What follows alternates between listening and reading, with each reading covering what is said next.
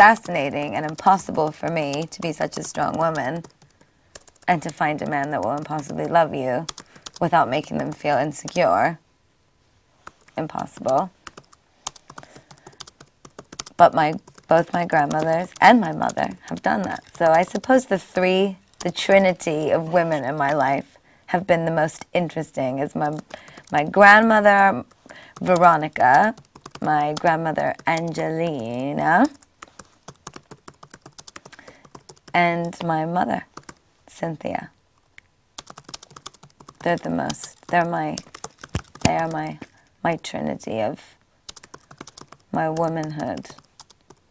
I suppose they're also the reason that I'm a feminist, but it's quite crazy, isn't it, that I'm a feminist, and yet what's so lovely about it is so many people have this misinterpretation of feminism as man-hating, which it isn't. It's got nothing to do with that. I really admire my grandmothers and my mom. Fantastic. I think my mum's probably... Right? Yeah, I could say someone that I've met recently, but to be completely honest, that I think an interesting person is someone that teaches you something about your life and how you can... Your family teaches you more than anyone else. And your family teaches you more than anybody. Okay, our next question is by Racia Ventisik. I think that's your name. I'm really sorry about mispronouncing it dreadfully. I'm sure I did. It means Raisa. And she's from California.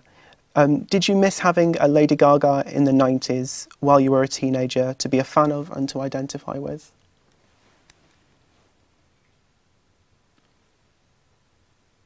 No, I guess I didn't, because I suppose I didn't know what a Lady Gaga was yet. I didn't know. I always knew it was my destiny to be an entertainer, but I didn't. I was ready to be the new thing.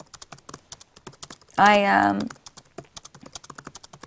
always admired the women that I grew up watching, all the pop stars, Britney and Christina, and I was a big Layla K fan, and Madonna, and Blondie, and Patti Smith, and Linda Perry, and Four Non-Blondes. And I could go on and on and on about so many, but I guess I'm speaking specifically about when I was in the 90s. I was in 1990. I was 4, so I'm speaking specifically about until I was about 15 years old, which would mean that I was in my younger years. And I listened around when I was 13. That's when I started to really listen to older music. So I was more into Zeppelin and Queen and Pink Floyd. So I wasn't really. I kind of went through a transition where which is very much, you can see now in my performance style, much more androgynous. I was much more obsessed with male rock stars at a certain point, and Bowie to be particular. So I didn't identify with women as much in the 90s, I guess you could say, also. So I was more obsessed with men and grunge. I loved Kurt Cobain. I mean, I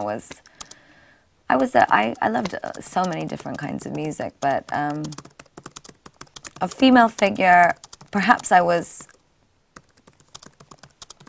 too young to know what could become, but now here we are. Great.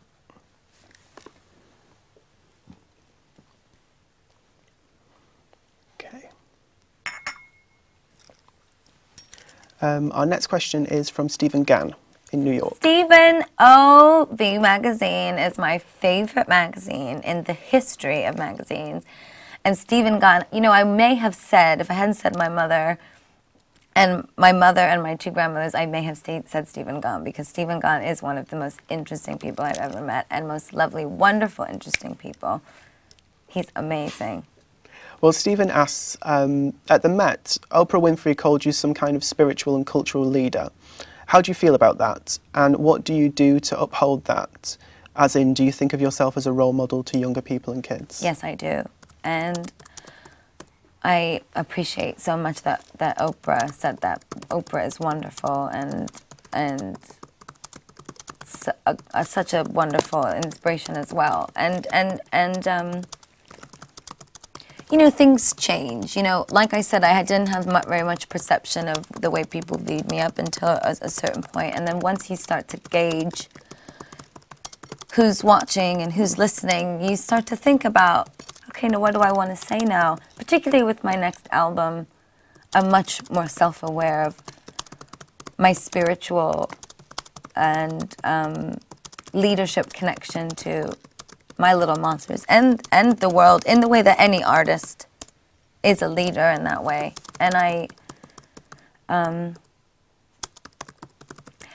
don't particularly think that things like sex and drugs and talking about things openly in that way are wrong or necessarily bad for young kids. But I think that the most terrible thing that you can do is be prejudiced. And I would say that emphatically in my career, I am against prejudice. I am very against prejudice. I'm very against judging any particular kind of person or people or thing or idea. I think it is very important to be free and full of non-judgment. So I guess I would say that is how I religiously and spiritually lead my fans, is in that way, and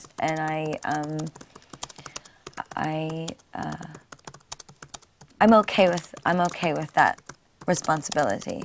I wasn't always quite aware of it, and I'm aware that in my work sometimes I get a bit, you know, I don't think about it sometimes in my videos and in my music and in my lyrics, because there's also personal expression, and also I have older fans and insecure and fans who need and want to hear how I really feel about things. So there's a balance. You've got to keep a balance.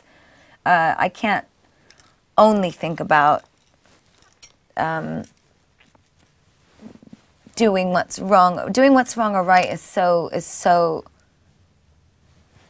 it's so religious. That is what religion is, isn't it? What is wrong and what is right. And I think religion is completely bogus. So I think, you know, in the most spiritual and religious kind of way that I am, I believe in God and I'm a very religious Catholic person, but religion is quite bogus, isn't it? Because no religion doesn't hate one kind of person. So it's very confusing for me. I still struggle with it. There's kind of spirituality and there's religion, and it's how those two interrelate. And now, I don't know if someone would be perhaps offended that I said religion is bogus and they don't want their 11-year-old to hear that statement, but I feel that I am a good opinion about what is taught to young people and how we are mind controlled by whatever forces that be to believe or see things in a certain way. And I think the most important thing that they need to learn is to love and to be non-prejudiced. I think that's good teaching. So that's what I think. Mom, grandmas, if you're listening. Our next question is a little bit, well, pulling away a little bit from that. It's by Javier Perez from Los Angeles. And Javier asks, what's the one thing even your best friends don't know about you until now? Well, Javier, who is one of my best friends, that even my best friends don't know about me.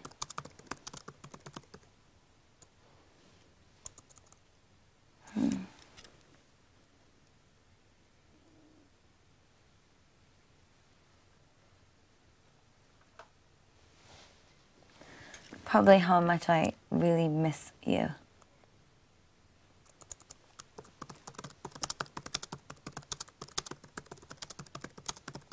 And how, I hope you know this, but I would not be where I am today without all of my wonderful and closest friends.